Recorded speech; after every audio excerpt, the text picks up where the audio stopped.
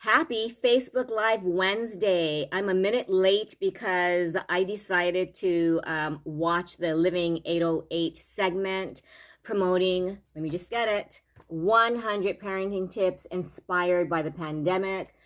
John Veneri did an amazing job making me feel comfortable, and they didn't use any of the videos and pictures, but you know what? They promoted my website, my parent coaching services, my tips, and it was a really fun experience. So now on to how do we build our child's mental strength, right? Because we do know that if your child has a weak mindset, they're more susceptible, right? To try drugs, maybe, to have low self esteem, to maybe not be into academics. And your self worth, your ability to overcome challenges, right? And just connecting with people, dealing with conflict, dealing with disappointment, and especially when things don't go their way, or basing your mood and your reaction to what life throws you is based on how you feel at the moment. So a lot of us, right? If we are not feeling happy, we will not feel motivated to even get out of bed, right? You'll push the snooze, push the snooze. So I just did some research, and it's 10 tips, right, on how to build your child's mental strength. Number one, your child knows when to say no, right? Choosing not to say yes makes them stronger. I wrote all these 10 tips. I'm going to try not to deviate. I might tell some stories here and there, but when you think about it, if they don't know how to say no, they'll end up going to parties that they're not supposed to. They might hang out with friends that aren't really friends, and they might go down the rabbit hole in just environments that you do not want them to go to. So teach your child the power of saying no. I still have a hard time struggling. If I'm really busy and a parent calls and I just can't add on another student, guess what? I have a hard time saying no because I feel the pain that the parent is struggling with, right? If they have a child struggling and failing, I just immediately go into, I'll help you, which is not very healthy. So when I saw this, I'm like, parents also need to role model saying no. This one is a good one. Try the give up test. Are you willing to give up? Are you going to give up when times are hard? Give them examples. Something like, thank you for inviting me to your party, but I've got other plans. You don't have to explain, but teach your kid to give up what they shouldn't do, even if it's potential fun, even if it's potential like, I don't really feel like doing that today, but I appreciate you asking. That's a hard one, right? Because if someone invites you, you automatically don't want to hurt that person's feeling, but own it and be okay with however the other person responds. And kids need to know this, that they, shouldn't make decisions based on hurting their friend or hurting someone who says, no one's coming to my birthday party. There's going to be no parent supervision. We're going to have like drinks, but you know what? You don't have to drink, just come. And if the child knows, you know what? I don't think that's a good decision to make. Teach them, right? Sometimes you have to give up potential fun, give up potential adventure, and trust your gut when you think, I shouldn't do that, right? This one is a hard one. I had to do this. Own your mistakes, right? I have students who end up doing something like breaking a vase, and they'll blame it on their dog. They'll blame it on their sibling. Just own it. This is a hard one for me because I never heard my parents apologize. I always had an excuse. Oh yeah, well, I did that because fill in the blank. Owning your mistakes teaches your children, and they need to see you. You need to role model being vulnerable, apologizing, even when you make your child cry. In the moment, I've done that. You lecture. You think you're teaching them a harsh lesson, but you're ripping your child's self-esteem when you think about it, right? So just teach them the willingness to own their failure and not see it as a weakness. See it as a strength, right? When we teach our kids to embrace failure, Sorry, I'm getting really hot. I think my AC is not on. It builds character, right? So if they fail a test, don't say, what the hell happened? You said you studied. What do you say? You know what? It's okay that you failed because we embrace failure, and this is perfect thing to say. Failure is a gift. When Chelsea got suspended, from the grocery store she works at because she was like $50 short, right? She found out later, she realized it. Someone had told her, you know what, you owe me $50 change. And in that split second of a moment, she just listened, right? And when she got suspended, I said, you know what, let's go out and just celebrate the suspension because it has nothing to do with the value of you as a person. Not easy to do, I know. Okay, number 4, create an environment for success. So change their environment, right, to prevent making the same mistake, right? Say, you know what? So you got an F, let's embrace it. What can we do? What can we do to prevent it? It's okay, if you do fail again, right? It's okay if you have to redo the road test. You have to retake that class. You have to get another job if your child was fired, right? Your adult child was fired or disciplined. What can we do to make your next experience better? Do we set your alarm? Do we make, you'll know. And you know how you'll know? You'll ask them. Your children are filled with resources. Don't feel the need to fix the problem. They know the answers. You just have to ask. I ask my students who failed a class or failed an exam, so what do you think we should do? I think I can study more. I can plan to really discipline myself and spend half an hour every day, 5 days before the test. Perfect, right? You don't have to come up with the answers. Celebrate other people's successes without jealousy. So this is a child who says, oh, I got a 70, but you know what? She got 101. I can't stand her. She always gets good grades. Celebrate. And when you celebrate other people's successes, you attract your own success. And jealousy is something that, will just kill your soul. So teach your children at a young age, wow, look at that person. They, won the lottery. How fun is that? Dream big because look at what these other people have attracted into their lives, right? That they work so hard. Look what they did. And then, empower themselves, right? Don't depend on others to make them feel good, or else you're always going to seek outside approval, right? And if you don't get that outside approval, guess what? Your self-worth is going to plummet. You're going to feel crappy. So just know that you are good enough. I have a friend, Deslin Hakias. Follow her at Healing with Aloha, and she just has these awesome videos, looks you in the eye and says, you know what? You are perfect just the way you are, right? And do these, I just learned this mirror exercise, and you have your child say their name. So like my daughter is Chelsea. Chelsea, you are amazing. Even though she says, but mom, I failed my driver's, my road test. It's okay, that doesn't define you. You are resilient. Chelsea, you overcome any challenge that life brings you. And they'll giggle, they'll roll their eyes, but something about looking in the mirror. If you have young kids, they're more willing to do this, right? I did this when Chelsea was about 4, and she was rolling her eyes, but then my husband said, Chelsea's in front of the mirror saying, I love myself, I love myself, I love myself. And I just giggled. But she also wrote in Sharpie a line, right? I love myself. Guess what was on the other side? I hate myself.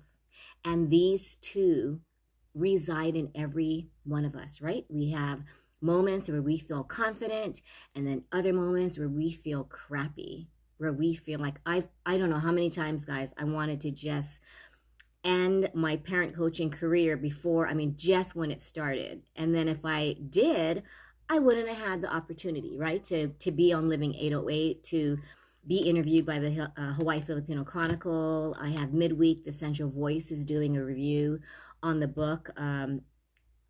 I would never have dreamed this, guys. But I think when you have confidence and you teach your child to be self-confident, not because they earned it, but because they deserve it. They don't even have to get the A's, but you love them just the way they are. So that's how you do catchphrases. Teach them, I am good enough, right? I choose to be happy today. Just take it day by day. And if you're not okay, you right? I'm okay not feeling okay today. Things will get better. And then the next one, oh, this is a good one. Adapt to change. You know, the change from physical classroom to virtual. And now it's going to be virtual to going back to the classroom. So a lot of kids they're not sure. I have kids, I have a 5-year-old. He is so happy to be able to have recess, right? Even if it's in the classroom, even though there's social distancing, he is amazed at having fun being in the classroom. Other kids, they're not sure. They're like, am I going to get the virus? I don't want to dress up. I don't even want to get dressed and physically go there. So reach your child where they are, not where you think they should be. And just tell them, you know, when we are embracing change, we get stronger. So I always tell kids who say, oh my gosh, my brain hurts. I'm like, yay. They're like, what? Yes, when your brain hurts, that means your mental muscles are growing. So celebrate that, okay? Oh, name your emotion. This is a good one. A lot of people who don't like to feel, especially if they're negative emotions, name it. I am not sad. I am not depressed. I feel depressed. I feel angry. And when you identify that emotion, you realize that emotion is something you feel. It is not something you are. That's a big one. Because if you associate that emotion to who you are, of course it's going to affect your value, right? Because you'll be like, I am depressed. Oh my gosh, I used to do that. And my depressions last for a year. I had a therapist tell me, yeah, it's going to last a long time. Thank goodness I have a new therapist who says, Karen, you have everything in you to heal. And I believe that. Louise Hayes, if you've never heard of her, look up her videos. Louise Hayes, you have the power to heal anything. And if you teach your child that they possess the power to heal anything, that one gift will strengthen your child's mental mindset. It's just amazing how just believing that, right? But we have to first identify the feeling and not associate. You are not defined by the depression, by the sadness, by the anger. You're not. And then let me just see what I have here. So the other ones are, you know, when you grow your mental muscle, it's the way that you think, right? So you have to teach them to think it, but to act it, right? Thinking big, feeling good, and acting brave. Write that down, right? I'm going to say it again. When you think big, you start feeling good, and then you start acting brave. I was so terrified doing this Living 808 interview. I mean, I did have a panic attack. I'm like, you know what? I don't think I can do this. But the interview was scheduled, and I thought, I can't say no. You know, I'm your student. If you give me homework, I'll do it. And, you know, my family encouraged me. I got to give a shout out to Patty Hoyt, who's an intuitive coach, who I had a brief talk with before doing the interview. And she said, you know, just 5 minutes before, and I encourage you to teach your children this, 5 minutes before a test, 5 minutes before they have to do something scary, just take 5 minutes. Put on some really relaxing music or inspirational music. You know, I love Survivor, Eye of the Tiger, right? Or just something that really pumps you up, right? And just deep breathe. Some people dance for a whole 2 minutes. Some people just deep breathe and just tell yourself, I've got this. I've got this, right? I do mom meditations. I have mom moments on 95.5, which I do put on my Instagram, Letting Go with Aloha. Please follow Letting Go with Aloha on Instagram. My YouTube channel, please subscribe, Letting Go with Aloha. I have all 100 parenting tips, and I share my interviews, my meditations, and just tips that I'm hoping you can resonate with, or you just feel just a tiny bit better that, guess what? You are not alone. Even on Living 808, it's like, you know what? They talked about, you know, the manual, like Parents for Dummies, that there is no manual. And I am not saying that this book is a manual. It is not a manual by any means, but it is just some tips. Oh, I just opened this up and it says parenting tip number 52. Avoid yelling at your kids. I am guilty of this. I'm not saying that every tip is just easy to carry out, but helling. It sounds like you do feel like you're hell, right, when you're yelling. So I just created that new word, helling. With yelling, yelling, feeling like you're in pure hell, help your child behave? No. Your child will end up rebelling, rolling eyes. It'll make for a very just not loving environment, right? So ask them, what's going on? You'd be amazed. That one question, what's going on? You seem very angry. You seem very sad. You seem you're just not feeling good. What's going on? And it's okay if they go, nothing. It's okay. Because just asking them shows that you care. Instead of, you know what? We don't have time for this. Log on. You are 10 minutes late. You have an exam. I'm sure you're behind on assignments. Guess what's more important, guys? Your child's mental mindset. And in order to build a mentally healthy child to grow into a mentally healthy adult, we have to stop adding stress, because all of us are stressed. And if the female brain isn't mature till 21, male brain 25, and I've had parents say, I don't know, my child's 27 and I don't know, I think his brain is still not fully developed. We all have our own journey. We are not behind. We just have our own time frame. So thank you for watching, guys. I really appreciate all your support. I just found out that Living 808 will air again tonight at 8 p.m. I'll post the interview. It's funny because Sabrina had she recorded it with our reaction, with her reaction. It was just weird. It was just really funny. And then I came down here to do my Facebook Live Wednesday. She's like, Mom, what are you doing? Why are you rushing? Because I have my Facebook Live Wednesday.